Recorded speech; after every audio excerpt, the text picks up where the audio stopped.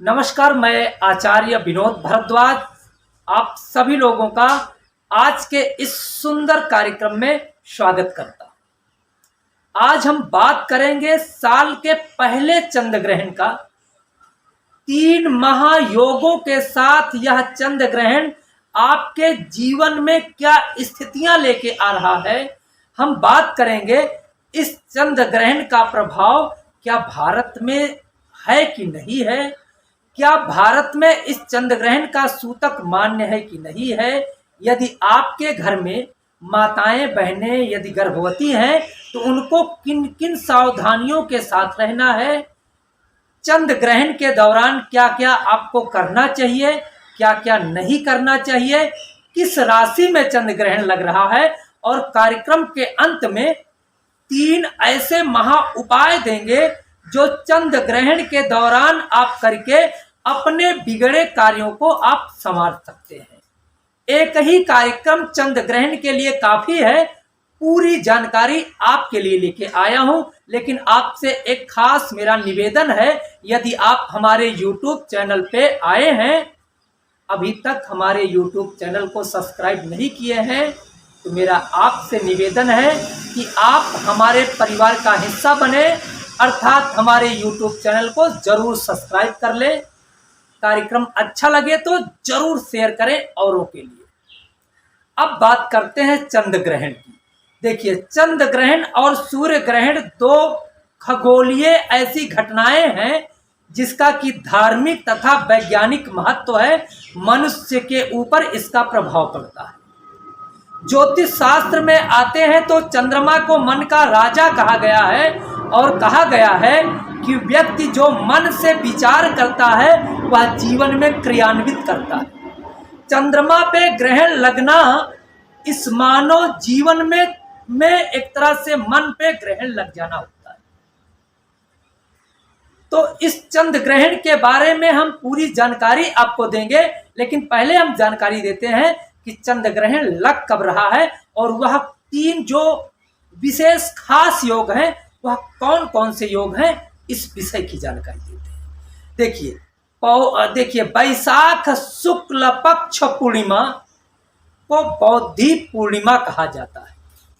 इसी दिन भगवान बुद्ध को ज्ञान प्राप्त हुआ था, अर्थात बुद्धि प्राप्त हुई थी, और इसीलिए इसे बौद्धि पूर्णिमा कहा जाता है। सोमवार का दिन चंद्रमा का प्रतिनिधित्व करता है। सोमवार का दिन है, बुद्धि पूर्णिमा है और वैशाख शुक्ल पक्ष की पूर्णिमा होने के कारण यह चंद्र ग्रहण खास बन जाता है। यह चंद्र ग्रहण 16 मई 2022 को लगेगा। यह चंद्र ग्रहण प्रातः 7:58 से प्रारंभ होकर के दोपहर 11:25 पे समाप्त होगा। वृश्चिक राशि में यह चंद्र ग्रहण लगेगा और नक्षत्र होगा विशाखा। लेकिन एक खास बात है, यह चंद्र ग्रहण भारत में दृश्य नहीं होगा, क्योंकि सूर्योदय हो गया होगा तो चंद्र अस्त हो गए होंगे। तो यह चंद्र ग्रहण लगेगा कहां कहां? यूरोप, सऊदी अरब, अफ्रीका और अमेरिका के अन्य क्षेत्रों में यह चंद्र ग्रहण दिखाई देगा। लेकिन चंद्र ग्रहण का लास्ट का कुछ अंश और देशों में भी दिखाई दे सकता है, जैसे England, Germany, Norway, Poland, Kenya, Sudan, Ethiopia, इनके कुछ शहरों में चंद्र ग्रहण के लास्ट का कुछ हिस्सा दिखाई देगा। लेकिन भारत के लोगों को डरने की आवश्यकता नहीं है, ना तो कोई उपाय करने की आवश्यकता है, ना तो चंद्र ग्रहण का सूतक लगेगा, ना तो चंद्र ग्रहण भारत में मान्य है, क्योंकि भारत में चंद्र ग्रहण है ही नहीं। लेकिन चंद्रमा तो एक ही है, इसलिए गर्भ पे चंद्र ग्रहण का सीधा प्रभाव होता है। हम बात करेंगे उन गर्भवती महिलाओं को जिन्होंने अपने कुल का दीपक अपने कोख में धारण किए, क्योंकि चंद्र ग्रहण के दौरान यदि माता गर्भवती है तो उसका शिशु अंग से विकार उत्पन्न हो जाता है, हाथ पैर टेढ़े हो जाते हैं। तो उनके लिए हम जानकारी देना चाहते हैं कि 7:58 से लेकर के दोपहर 11:25 तक आप अपने पेट में हल्दी का एक गोला जो लगा लें और एक जगह बैठ जाएं। आलस से प्रमाद ना करें, मतलब सोए नहीं, और ओम नमः शिवाय का जाप करें तो निश्चित रूप से आपका बालक स्वस्थ होगा। अब बात करते हैं कि चंद्र ग्रहण के दौरान क्या क्या नहीं करना चाहिए और क्या क्या करना चाहिए। सबसे पहले तो चंद्र ग्रहण के दौरान भोजन नहीं करना चाहिए, लेकिन भारत में दृश्य नहीं है तो इसलिए आप भोजन कर सकते हैं। मैथुन क्रिया, भोग विलास आदि भी चंद्र ग्रहण के दौरान नहीं करना चाहिए। इसके साथ साथ आप जो है शयन ना करें, कुछ आप सिलाई बुनाई का कार्य ना करें, खाना बिल्कुल नहीं पकाना चाहिए। लेकिन भारत में दृश्य नहीं है तो इन सब कार्यों को कर सकते हैं, कोई दोष नहीं। चंद्र ग्रहण के दौरान मंत्र जप का 1000 गुना फल हो जाता है। ध्यान करने से बुद्धि मजबूत होती है, सोच अच्छी हो जाती है। इसलिए ध्यान मंत्र का जप एक आसन पे बैठ करके जरूर करें, इसका 1000 गुना फल आपके पूरे परिवार को प्राप्त होगा। अब जानकारी देते हैं वह 3 विशेष महायोग जो आप चंद्र ग्रहण के दौरान इन मंत्रों को जप करके, इन चीजों को करके अपने जीवन में अध्यात्म ऊर्जा का उदय कर सकते हैं, अपने जीवन के बिगड़े कार्यों को संवार सकते हैं। कोई यदि मन से अस्त व्यस्त है, मानसिक रोगी है, तो उससे आप बोलिए कि इस चंद्र ग्रहण के दौरान ओम चंद्रमौलेश्वराय नमः इस मंत्र का जप करें बिना माला कंठी के, शुद्ध आसन या साफ जगह पे बैठकर। देखिए मन के रोग समाप्त हो जाएंगे, मन स्वस्थ हो जाएगा, मानसिक विकार खत्म हो जाएगा। यदि जन्म कुंडली में चंद्रमा खराब है, चंद्रमा क्षीण है और चंद्रमा पापक ग्रहों के साथ बैठा है, चंद्रमा अशुभ ग्रहों के साथ बैठा है, चंद्रमा वृश्चिक राशि में बैठा है, तो आप इस चंद्र ग्रहण के दौरान ओम चंद्राय नमः इस महामंत्र का पाठ करके अपनी जन्म कुंडली में चंद्रमा ग्रह की स्थिति को मजबूत करके अपने कार्यों को संवार सकते हैं, अपने बिगड़े भाग्य को संवार सकते हैं।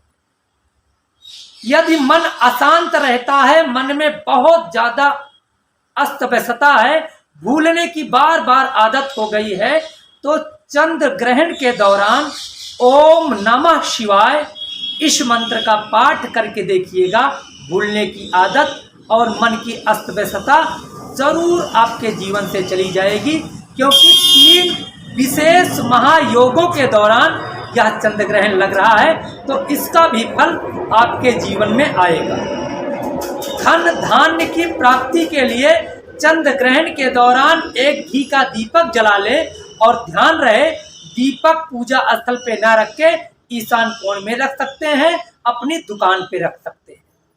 और साथ ही साथ ओम महालक्ष्मी का जप करें और यह चंद्र ग्रहण समाप्त होने के बाद दीपक को आप जो है जल प्रवाह कर दें, निश्चित रूप से माता लक्ष्मी की कृपा प्राप्त होगी। अब बात कर लेते हैं मेष से लेकर के मीन राशि वालों के ऊपर इस चंद्र ग्रहण का प्रभाव क्या पड़ने वाला है।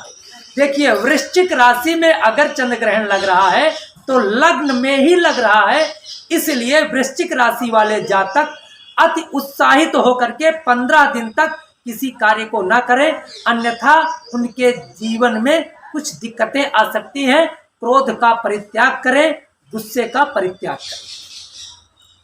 अब आते हैं धनु राशि वालों।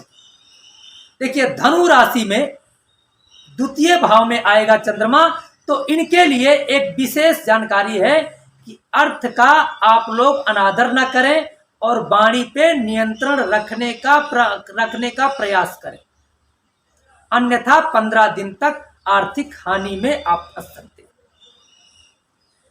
अब आते हैं मकर राशि पे।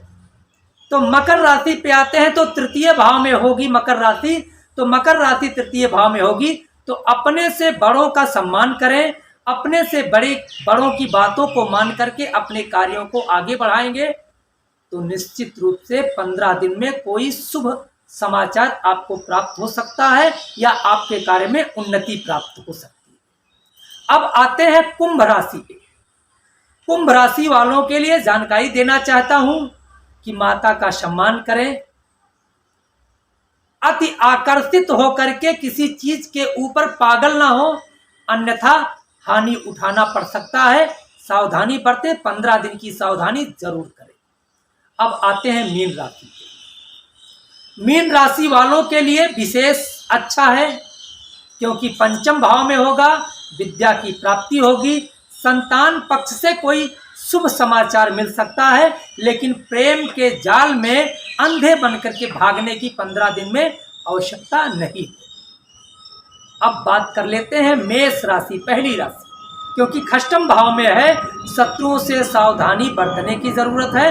वाहन वगैरह सोच समझ के स्पीड के हिसाब से ही ड्राइव करना है और ड्राइव करते समय विशेष सावधानी बरतनी है। अब आते हैं वृषभ राशि पे। पति पत्नी में एकता बनाने की जरूरत है, छोटी छोटी बातों पे बहस नहीं करने की जरूरत है 15 दिन तक, अन्यथा दाम्पत्य जीवन खराब हो सकता है।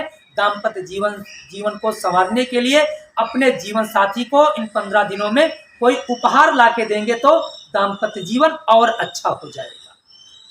अब बात कर लेते हैं मिथुन राशि की। मिथुन राशि वालों के लिए विशेष जानकारी है क्योंकि अष्टम भाव में चंद्रमा होगा। स्वास्थ्य का विशेष ध्यान रखें, खान पान पे विशेष आप सावधानी बरतें, अन्यथा पेट से पीड़ित हो सकते हैं।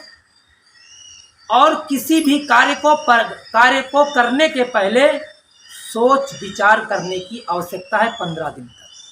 अब बात कर लेते हैं कर्क राशि वालों के लिए। तो कर्क राशि वालों के लिए मैं जानकारी देना चाहता हूं क्योंकि भाग्य स्थान का चंद्रमा है, भाग्य में बढ़ोतरी होगी और अपने गुरुओं का, अपने से बड़ों का सम्मान करेंगे तो कोई सुख समाचार 15 दिन में आपको प्राप्त होगा। सिंह राशि वालों के बारे में बात करते हैं।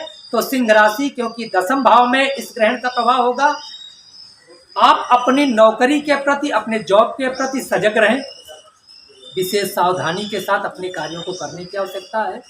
15 दिन तक किसी से आप अपने बॉस व आदि से वाद विवाद करने की जरूरत नहीं है, उनके कहे अनुसार कार्य को करने की आवश्यकता है, निश्चित रूप से लाभ होगा। अब बात कर लेते हैं कन्या राशि की। तो कन्या राशि में आर्थिक आगमन तो होगा, अन्यथा आर्थिक आगमन तो होगा, लेकिन अपने कार्यों को पूरी निगाह से, पूरे ध्यान से देखने की आवश्यकता है। हड़बड़ाहट में कार्य करने की आवश्यकता नहीं है। आर्थिक लाभ के योग 15 दिन में जरूर बनेंगे। अब बात कर लेते हैं तुला राशि की। तुला राशि में भोगवादी प्रवृत्तियों से दूरी रहने की आवश्यकता है। अनावश्यक यात्रा भी आपको करनी पड़ सकती है। आप यात्रा के दौरान पूरी तरह से सोच विचार के यात्रा करें, अन्यथा पैसा भी खर्च होगा, यात्रा से कुछ हल भी नहीं निकलेगा। तो ये तो रहा 12 राशियों का राशिफल केवल 15 दिन के लिए। मित्रों, कार्यक्रम अच्छा लगा है तो औरों के लिए आप इस कार्यक्रम को शेयर करें। हमारे YouTube चैनल विनोद भारद्वाज को जरूर सब्सक्राइब करें। एक ही कार्यक्रम आपके इस चंद्र ग्रहण के लिए निश्चित रूप से काफ़ी है। औरों को शेयर करके उन्हें भी पुण्य का भागीदार बनाएं। आप लोगों का बहुत बहुत धन्यवाद। नमस्कार।